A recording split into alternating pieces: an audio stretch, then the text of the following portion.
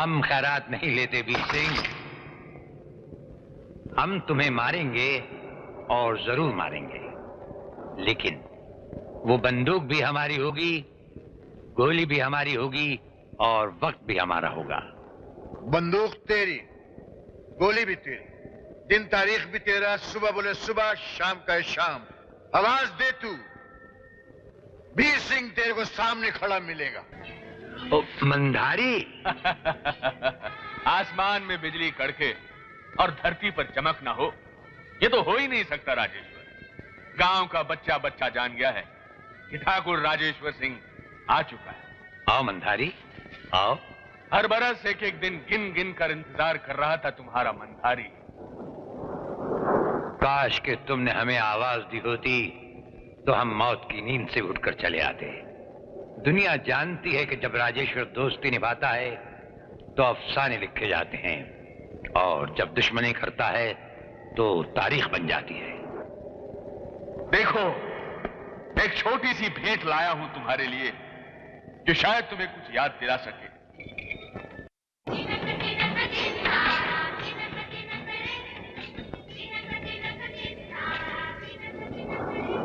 इमली का बूटा, बेरी का पेड़।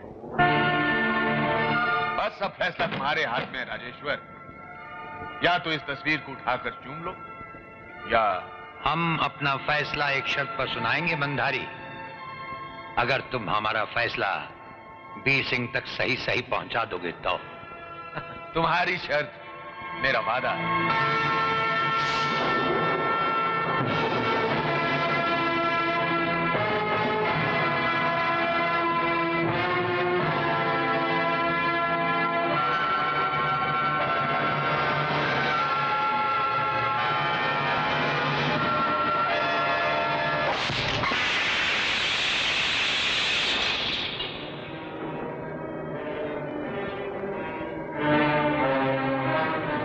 सिंह और हमारे बीच एक ही सौदा हो सकता है, मौत का।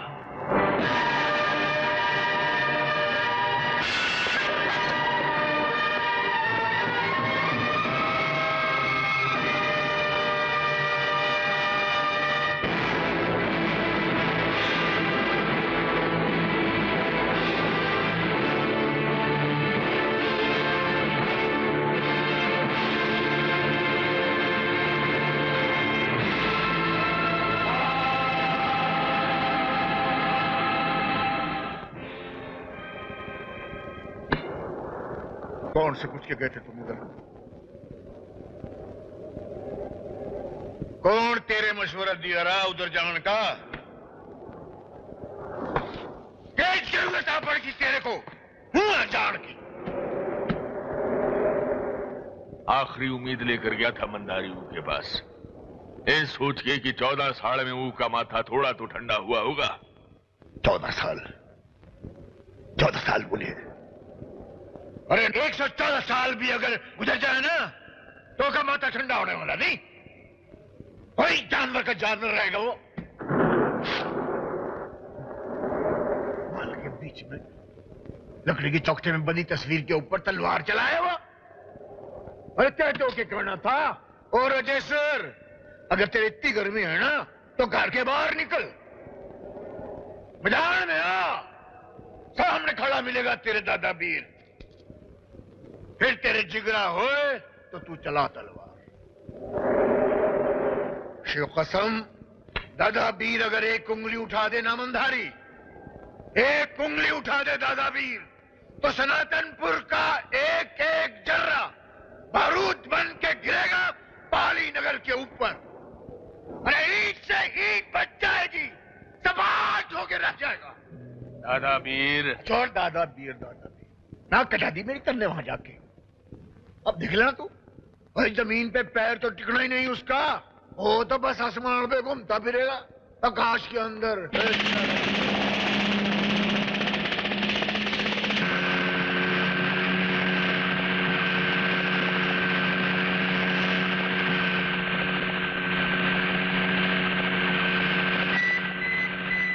सर, इंजन में कुछ खराबी है। तो पाली नगर वापस ले लो। नहीं सर, यहीं सनातनपुर में उतरना पड़ेगा। वो क्यों? पाली नगर तक जाने में एक्सीडेंट हो सकता है सर। ठीक है, यहीं उतरो। लेकिन यहाँ भी दुश्मन है सर। तो भाई एक्सीडेंट में मरने से तो अच्छा दुश्मन का सामना ही कर ले। लेकिन वो बहुत खतरनाक लोग हैं सर। तुम यहीं उतरो। Okay sir.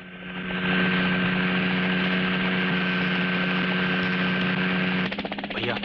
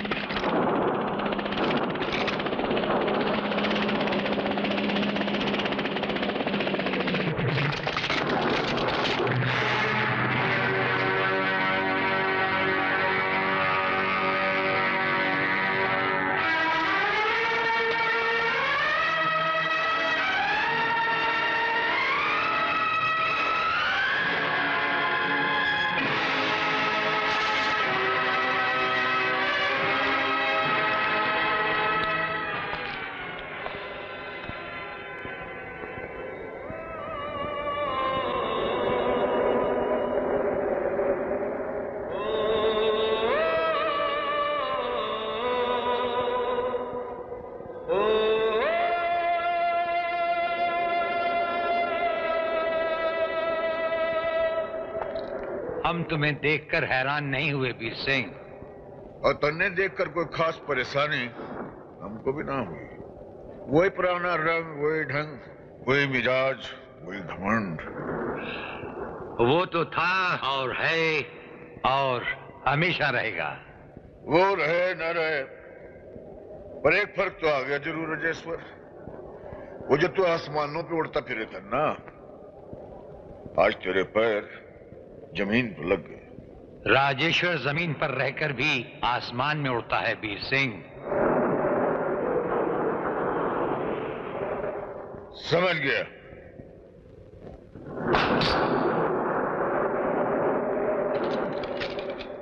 हाँ तो दिखा अपनी उड़ान अब। जे खड़ा तू और जे खड़ा मैं, और जरा बीच में पिस्तौल। उठाए पिस्तौल और चला गोली मुझ पर। निकाल ले तो अपने दिल के अरमान। मैं तेरे सामने खड़ा हूं।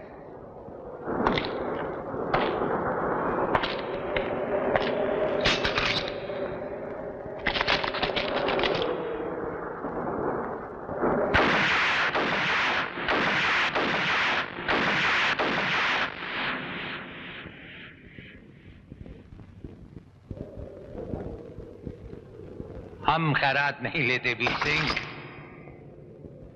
हम तुम्हें मारेंगे और जरूर मारेंगे, लेकिन वो बंदूक भी हमारी होगी, गोली भी हमारी होगी और वक्त भी हमारा होगा। बंदूक तेरी, गोली भी तेरी, दिन तारीख भी तेरा। सुबह बोले सुबह, शाम का शाम। आवाज दे तू, वीर सिंह तेरे को सामने खड़ा मिलेगा। तुम्हें तो वक्त लाएगा वीर सिंह। आज वक्त तुम्हारा है, सेना तुम्हारी है। आज तो हमें सिर्फ ये देखना है कि ठाकुर राजेश्वर के सीने पर पहली गोली कौन चलाता है।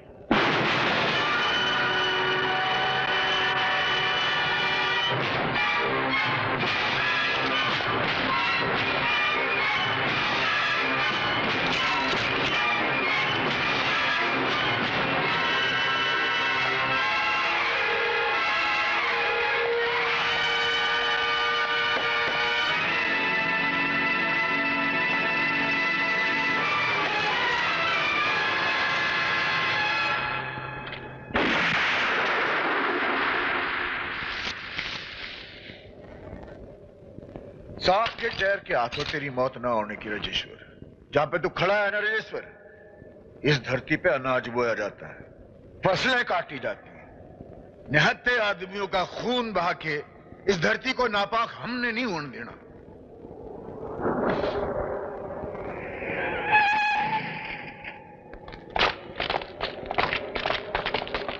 अच्छा हुआ कर्नल साहब आप आ गए। वीर सिंह से कहिए कि शेर को सांप और बिच्छू काटा नहीं करते, दूर ही दूर से रेंगते हुए निकल जाते हैं। और फिर सौदा जिंदगी बचाने का नहीं, जिंदगी तबाह करने का हुआ था और ये तबाही हो कर ही रहेगी।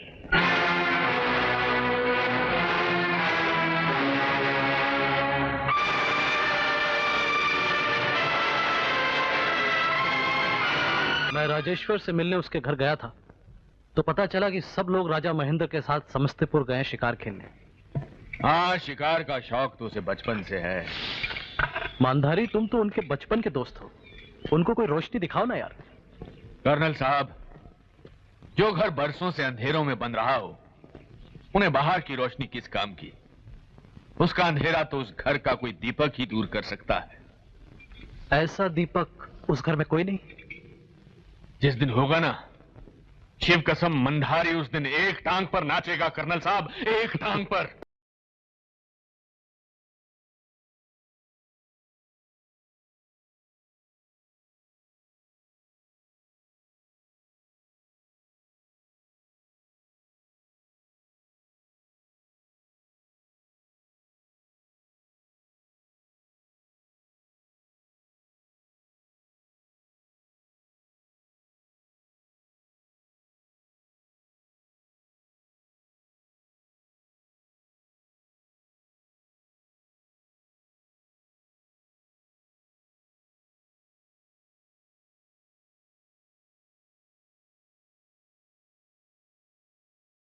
ये दुश्मनी जानलेवा है बछड़े, और तू सनातनपुर की लड़की से छुप छुप के मिलने जावे। ये बात कहीं जीजा जी को पता लग गई तो वो कौन सी बात चुनिया बाबू? कुछ बात नहीं जीजा जी, मैं समझा रहा था। मैं इसे बोल रहा था कि सनातनपुर के मजदूर के साथ भी दोस्ती करने का मतलब है बिच्छू से दोस्ती करना। बिच्छू से भी हम दोस्ती कर सकते हैं, उसका जहर भी पी सकते हैं, लेकिन सनातनपुर का पानी भी हम बर्दाश्त नहीं कर सकते मेरे बेटे। ये है कहानी उन दोस्तों की जो आज दुश्मन बन चुके हैं। अगर तुम दोनों की मोहब्बत पवित्र गंगा है तो ये दोनों उस गंगा के दो किनारे हैं जो कभी नहीं मिल सकते, कभी नहीं। अगर ये किनारे हमारी मोहब्बत की गंगा को रोकने की कोशिश करेंगे मंधारी काका, तो फिर ये गंगा भी बाढ़ बनकर इन किनारों को तोड़ देगी और फिर एक सैलाब आएगा। नहीं मंदारी काका, मेरे बड़े पापा बहुत अच्छे हैं। वो मेरी खुशी के लिए अब भी सब गम भुला सकते हैं। हम उन दोनों को फिर से दोस्त बना देंगे, है ना? हाँ मंधारी काका। सुन लिया प्रभु, सुना तुमने? अब परीक्षा तेरी है दोस्त, मेरी नहीं। मुझे तो बस ये देखना है कि तू इनकी मोहब्बत को प्रेम की गंगा बनाता है या खून की नदी। हमारे बच्चे ने जन्म ले लिया है कुणाल। बाबा बच्चे को लेके दादा बीर के पास गए हैं। तुम जल्दी आओ, तुम्हारे इंतजार में अमला। ये नहीं हो सकता। ये लोग मुझे मार देंगे। क्या हुआ बेटा? खुलाराम, राधा है तो कहना कि मैं शहर चला गया। 2-3 दिन में लौटूंगा या फिर फोन करूंगा। ठीक है। ये बच्चा राजेश्वर के पोते कुणाल का है बाबा। उसने अमला को प्रेम जाल में फंसाकर अपनी वासना का शिकार बनाया, यानी हमारी इज्जत को मिट्टी में मिलाया। इसका जवाब हमें देना होगा बाबा, देना होगा। सबसे पहले अमला बेटी को हमारे पास लेके आओ। बच्चे को जन्म देते ही वो कुणाल को ढूंढने पाली नगर गई है दादा वीर।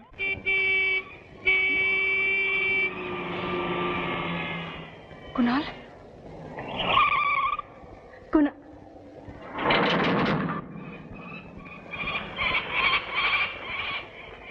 मोहनलाल जी मुझे कुणाल से मिलना है। कुणाल से मिलना है? जी, बहुत जरूरी काम है उनसे। तेरी कहानी मैं समझ गया बछड़ी, तू घबरा नहीं। मामा, मैं कुणाल का मामा। अच्छा अच्छा, चल उसके पास।